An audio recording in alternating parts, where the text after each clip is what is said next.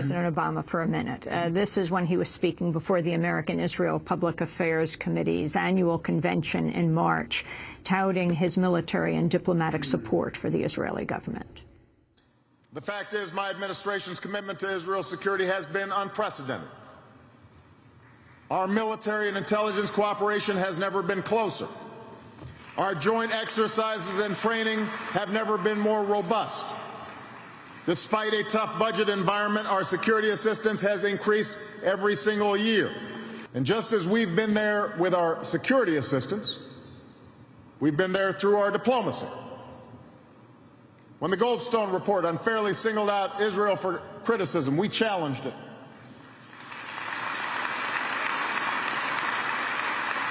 When Israel was isolated in the aftermath of the flotilla incident, we supported them. When the Durban conference was commemorated, we boycotted it, and we will always reject the notion that Zionism is racism.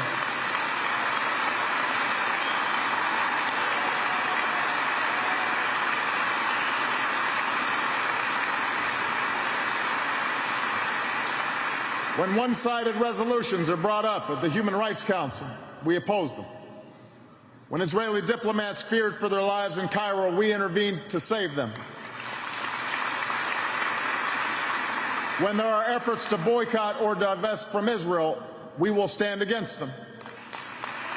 And whenever an effort is made to delegitimize the State of Israel, my administration has opposed them.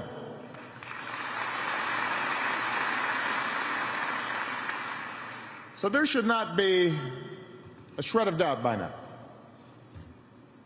When the chips are down, I have Israel's back. President Obama addressing AIPAC. Your response? Well, I think the obvious response is that President Obama clearly doesn't believe a word he's saying. And that's probably the most troubling or the most disconcerting thing about listening to him. President Obama, he grew up, or he got his political start in a liberal Jewish area of Chicago in Hyde Park. And his company, his crowd, his constituency was basically, in significant part, liberal American Jews. And he knows what he's saying is false. He's probably the he's the least political president, at least in modern American history. He doesn't really believe a word he's saying. If you read, for example, the memoirs of Cheney and Rumsfeld, I did read through them. They're hefty volumes, but I went through them, curiosity. Like them or not, there is deep conviction there. You know, with Cheney, when he first meets Bush, when Bush is going to nominate him for president, he says to Bush, and I believe it, I know a lot of memoirs is, not to be taken literally, but he says to Bush, "I'm very conservative. I'm warning you." And Bush says, "That's okay. We can deal with that." Obama is nothing. One day he makes death lists of people to kill. The next day he gives Bob Dylan a medal. Then he talks about how he supports Israel blindly. And you could easily imagine if there were money and votes in it, the next day he would be supporting Palestinian rights. There's absolutely no conviction there. And I think there, Peter Beinart, in his book, his recent book, The Crisis of Zionism, he gets it exactly right. He says Obama is actually a liberal Jew in his mental outlook. And so he knows everything he's saying is not true. He says we have Israel's back. Well, what he actually means is rich American Jews have me, meaning Obama, in their pocket, and I have my hands in their pocket. He wants liberal Jewish contributions, and that's really what it's about. You're saying that liberal Jews in America are changing their views on Israel. There's no question. If you look at two kinds of information, you can look at, for example, the poll data, and the poll data shows that there's a serious decline. Not yet, we can't call it a precipitous decline, but there is a significant decline in American Jewish support for Israel. And then there's what you might call the anecdotal data, what you might call the high-profile defections. So there's a Peter Beinart, who's a former senior editor at the New Republic. Then there's David Remnick in the New Yorker. And both of them influential positions, and you know they have one finger in the air checking which way the wind is blowing, and they have very sensitive antenna, and they realize the Jewish community is moving in a new direction, and we better, as it were, get with the program. I know I'm mixing metaphors there, but get with the program. The Jewish community is changing. It used to be, even interestingly enough, even as early as about, say, 6 or 7 years ago, the chief correspondent for the New Yorker on the Israel-Palestine conflict was Jeffrey Goldberg. And Jeffrey Goldberg now, he's become a kind of caricature even of himself as he tries to defend Israel blindly. And he's also no longer at the New Yorker, because the kind of coverage, the kind of apologetics, the kind of just hackneyed propaganda simply won't fly any longer with American Jewish community. They don't want to hear it. They don't believe it, because at least in the case of Netanyahu, you could say there is, and Avigdor Lieberman, there's a certain amount of truth in advertising. And it's very difficult to, from a liberal point of view, justify the way they carry on. Just to take one other example, I speak a lot on college campuses. And liberal American Jews, especially young American Jews, they're very idealistic. As I'm sure you know from your own experience in your own family, they tend to be liberal and idealistic. So it's 2006, Israel invades Lebanon. It's the last 72 hours. The war is over. It's over. The UN has passed a resolution, finally. Condoleezza Rice was blocking it. The war is now over. And then in the last 72 hours, Israel drops 4 million cluster submunitions on South Lebanon. Human Rights Watch did a very good report. It's called Flooding South Lebanon. Flooding South Lebanon. Now, you're young, you're Jewish, you're on a college campus. You don't want to defend that in public. Or it's 2008, 2009, Israel invades Gaza, and it drops white phosphorus, a substance that reaches 1,500 degrees Fahrenheit. It drops it in 2 hospitals, Al-Quds Hospital, Al-Wafa Hospital. You're young, you're Jewish, you're idealistic. You don't want to defend those sorts of things. It's just impossible for you, especially if you're a younger person, you haven't yet become too cynical about the ways of the world. It's impossible for you to reconcile your idealistic, liberal credo beliefs. And young people, as I hope you still remember, they tend to really believe what they say. There's a certain depth of passion and commitment, conviction, honest conviction.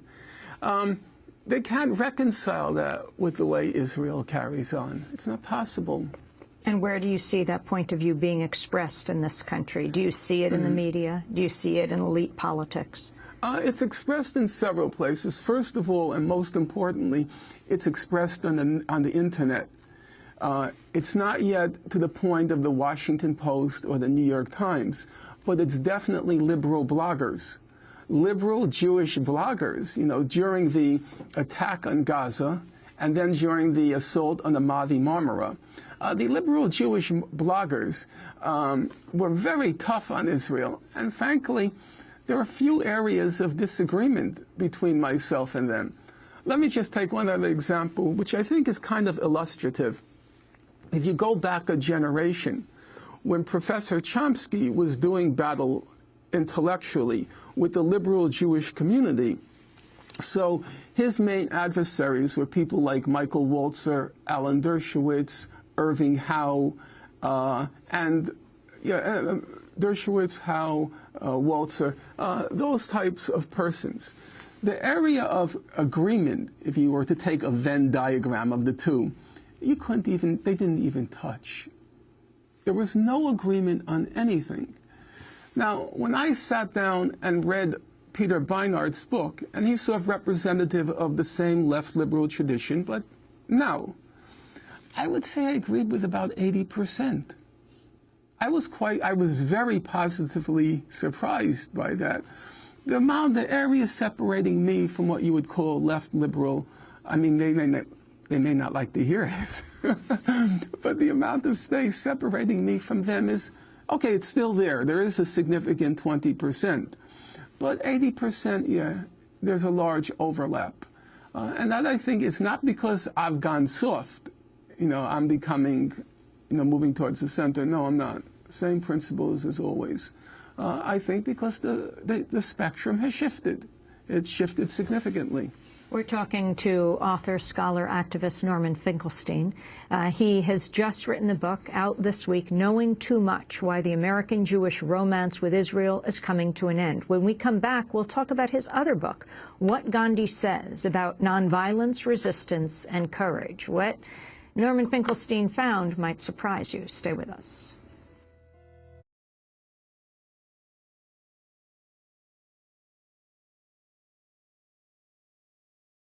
Guest Norman Finkelstein. He has published 2 books this week. One, Knowing Too Much, Why the American-Jewish Romance with Israel is Coming to an End. His other is What Gandhi Says About Nonviolence, Resistance, and Courage. Before we go to Gandhi, your views on a 2-state solution and the whole boycott, divestment, sanction movement. Well, I think one of the problems is the question is often incorrectly posed. The question is not what my personal views are. Here, and we're going to return to it in a moment, I agree with Gandhi.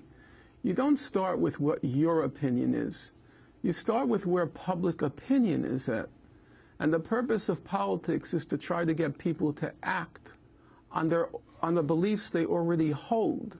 So I think it's often mistaken when people ask, do you support 1 state or 2 states? As if politics were a question about what I support. Politics to me is about the maximum you can hope for in order, trying to reach justice, the maximum you can hope for in a given context. And our given historical context now, you'd say the limit of the spectrum, the very end of the spectrum would be, say, human rights organizations.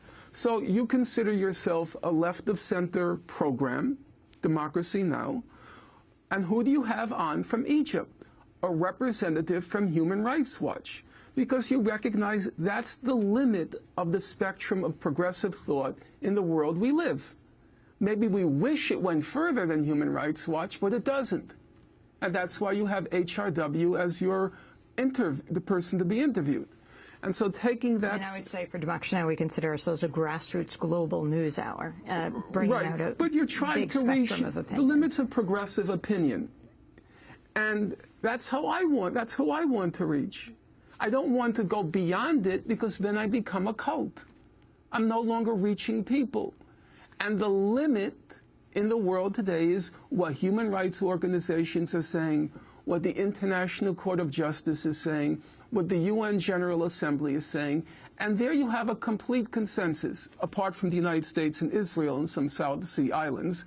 Apart from them, the consensus is clear. It's a 2-state settlement on the June 1967 border and a just resolution of the refugee question based on the right of return and compensation.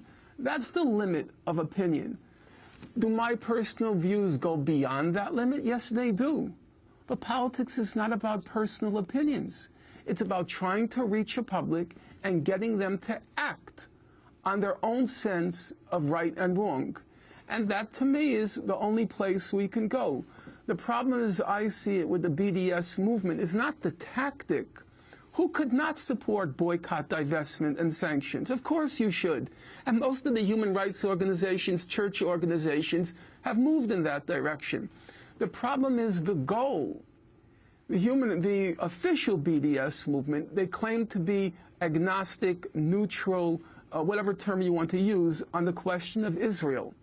You can't reach a broad public if you are agnostic on the question of Israel. The broad public wants to know, where do you stand? And if you claim not to have a stand, you lose them. The BDS movement, it always says, and I'm using their language, we are a rights-based organization. We are based in international law. I agree with that. That's where you have to go, rights-based international law. But the international law is clear. You read the last sentence of the 2004 International Court of Justice opinion on the wall that Israel has been building in the West Bank. And the last sentence says, we look forward to two states, a Palestinian state alongside Israel and at peace with its neighbors. That's the law. And if you want to go past that law or ignore the Israel part, you'll never reach a broad public. And then it's a cult. Then it's pointless, in my opinion. We're wasting time. And it's only a wasting of time. It becomes, and I know it's a strong word, and I hope I won't be faulted for it, but it becomes historically criminal. Because there was a time where whatever we said, it made no difference. Nobody was listening. You could shout whatever you want, who cares? But now, actually, we can reach people. There is a possibility. I'm not saying a certainty. I'm not even saying a probability. But there is a possibility that we can reach a broad public. And so we have to be very careful about the words we use, and we have to be very careful about the political strategy we map out. Otherwise, we're going to squander a real opportunity. And I don't want to squander it. You know, I've been at this for 30 years, and I would like to reach that rendezvous of victory. I know it's a little selfish, I know. And that victory would look like? The victory is what the law says. When Israel packs up its bag and leaves from where it doesn't belong. You know, last night I watched... And that is determined by, we just have 20 seconds. That is, what would those lines be? The lines are clear. It's the June 1967 border. Just let me say, because I know you have to... I watched last night, I went to see the 5 broken cameras. And I was very struck... A new film out. A new film on the Palestinian struggle of Billy Ean. And at one point they said, we want the West Bank and Gaza. And afterwards I turned to a friend of mine who I went to see the film with, you know him, Phil Weiss. I said to him, Phil, what do you think the appeal of the film would be if they said they wanted the West Bank, Gaza, and Israel? And he turned to me and he said, well, of course, the filmmakers would take it out. We're going to have to leave it there, and we will do a discussion about Gandhi after the show and post it online. Norm Finkelstein has written the book, Knowing Too Much, Why the American Jewish Romance with Israel is Coming to an End. His other book, What Gandhi Said.